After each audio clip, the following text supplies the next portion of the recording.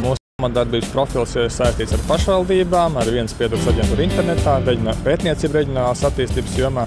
Un šoreiz mēs piedalījāmies vienā no starptautiskiem projektiem un izlēmām, ka varētu runāt tieši ar studentiem, tieši par inovācijām un patiesībā tieši reģionālajā augstskolā. Bet ir tie spēki, kas nāk mums palīgā. Kas ir veidojis šo attīstību Latvijā? Tas ir tieši tā, jo, ja mēs palūkojamies tā filozofiski, tad patiesībā studenti mums jāgatavo tam, ko mēs vēl nezinām.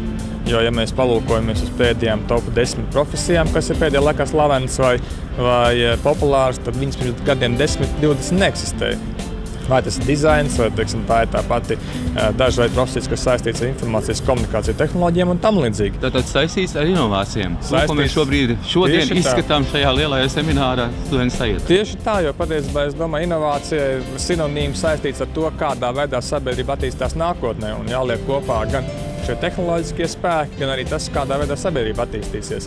Jo tas jautājums par to, kādā veidā, piemēram, īsziņas telefonos, kas ieviesās 92. gadā, principā ir mainījuši cilvēku dzīvi un cilvēku uztveri. Līdzīgi tāpat kā internets ir mainījis cilvēku pieeju un veselu rindu pakalpojumu, kas tā bāzes attīstījušies un tam līdzīgi. Tā kā tas izaicinājums ir tāds, kas mums sagaida nākotnē. Mums jābūt tam gataviem. Galvenais, lai studenti uzdrīkstās un, manuprāt, to, par ko es balsoju, lai šīs trakās idejas, kuras var apspriest un kuras var atbilstoši pēc tam arī varbūt iegriezt arī realitātes un praktiskās realizācijas virzienā. Bet bieži vien, kā mēs arī šodien dzirdējām, idejas vadās dažādi, sākot ar to, ka nosapņojam un beidzot ar to, ka uzzinot kaut ko jaunu, pieliekam klāt savu informāciju, paklausamies, ko saka kolēģi un hops, šeit viņi ir. Varbūt tā ideja šeit pat blakus, tur augšā vai šeit pat acu priekšā, ko mēs vienkārši neesam redzējuši. Pastoties uz to savādāk, mēs vienkārši atklājam kaut ko jaunu. Kas tas tāds ir, ko šeit var darīt? Un jauniešus noteikti arī interesēs, kā var pieteikties šeit, uzsākt savu biznesu. Jā, tātad Valmieras biznesa un inovāciju inkubators ir jauno uzņēmēju atbalsta platforma, tā to varētu nosaukt. Un mēs atbalstam, inkubējam šeit uzņēmumus, kuri nav vecāki par 2 gadiem. Un pieteikties var arī cilvēks, kuram ir tikai ideja, kuram vēl nav nodibināts uzņēmums. Un, respektīvi, tās neatbalstāmās jomas, kuras mēs nevaram uzņemt, ir tikai 12. Un tās ir ļoti tradicionāli. Tā ir tirzniecība, lauksaimniecība, akvakultūra, kuģniecība, alkohols, cigaretes, finanšu starpniecība. Visas pārējās idejas mēs varam inkubēt. Jā.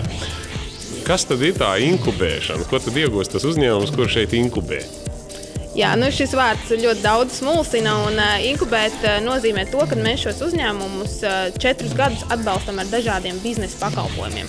Un šie biznesa pakalpojumi ir sākot no telpu un infrastruktūras nomas par ļoti, ļoti mazu cenu, beidzot ar ļoti tādiem specifiskiem pakalpojumiem, kas jau ir prototipēšana, patentēšana, certificēšana. Un, protams, tie neizbēgami ir visi standarta biznesa pakalpojumi, grāmatvedība, juristi, mārketings, weblapas izstrāde. Respektīvi, ja kādam uzņēmumam, pieņemsim, kurš pieder jauniem, talantīgiem cilvēkiem, nav 2 gadi, viņš ir nesen nodibināts, viņiem varbūt ir kaut kāda ideja, ko viņi varbūt nevar realizēt, jo viņiem pietrūks naudiņas, tad viņi nāk šeit un kaut kā prasa to palīdzību. Kā tas notiek? Jā, viņi pirmkārt aizpild pieteikumu anketu, ko var atrast mūsu mājaslapā www.vbii.lv.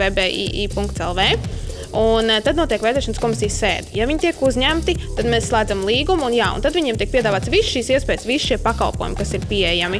Un viņi paši nolem, vai kopā ar kādu no mentoriem vai ar kādu no darbiniekiem nolem, kas tad viņu biznesa attīstībai būtu visnepieciešamākais. Un tad viņi var sākt saņemt šos pakalpojumus ar šo lielo atbalsta intensitāti, respektīvi viņi līdzfinansē tikai apmēram 20% no šo pakalpojumu cenas. Valmieras biznesa un inovāciju inkubators darbojas jau no 2007. gada, bet no 2009. gada augusta mēs strādājam par jauno Latvijas Investīcijas un attīstības aģentūras projektu, kas ir tieši biznesa inkubatori, un mums ir noslēgts līgums uz 5 gadiem. Inkubējumie uzņēmumi var būt virtuāli un standarta.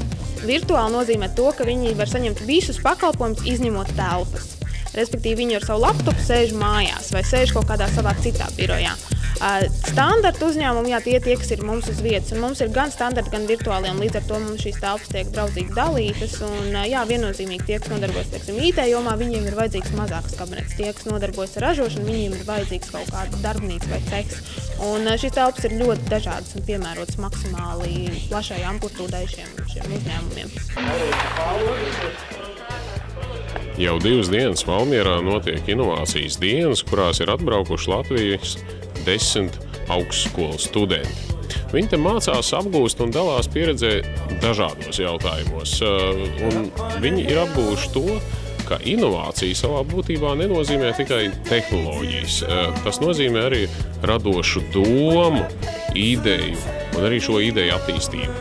Kas ir interesanti, jauniešiem ir bijusi iespēja runāt ne tikai ar dažādiem tehnoloģiju speciālistiem vai rūpniekiem, dažādām ražošanas idejām, ražošanas iekārtām, inovācijām ražošanā, bet viņi runājuši arī ar psihologiem, ar Stradiņu universitātes speciālistu par to, kā mūsu smadzenes ir iekārtotas un kāpēc daži no mums, piemēram, ir vairāk radoši un daži varbūt ir mazāk radoši. Kā attīstīt šo radošo domu un kur griezties, ja tev ir radusies ideja, kur tu vēlies realizēt, bet tam ir vajadzīga nauda, arī šādi speciālisti šeit ir bijuši un stāstījuši, kā piesaistīt riska kapitālu, kas ir biznesa inkubātori, kur var saņemt atbalstu savai idejai, varbūt Eiropa palīdzēs ar savu naudu.